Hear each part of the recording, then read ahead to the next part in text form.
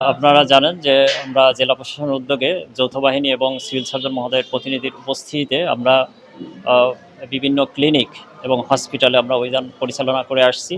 বিগত সময়ের মতো আজকেও আমরা বের হয়েছিলাম এবং দুটো ক্লিনিক এবং ডায়াগনস্টিক সেন্টার দুটোকে প্রত্যেকে ১ লক্ষ টাকা করে টোটাল ২ লক্ষ টাকা জরিমানা করা হয়েছে।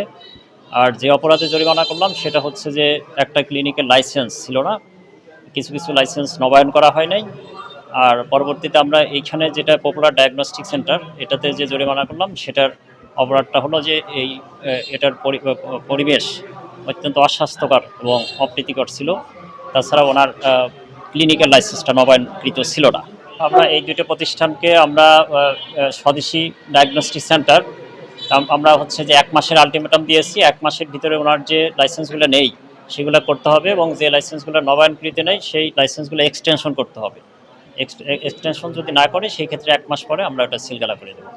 আর এই ক্ষেত্রে ওনাদের মোটামুটি অবস্থার যেটা আছে সেই প্রেক্ষিতে ওনাদেরকে আমরা সতর্কতামূলক একটা টাইম দিয়েছি, সেটা ১ মাস। ১ মাস পরে আমরা ভিজিট করব। ঠিক আছে?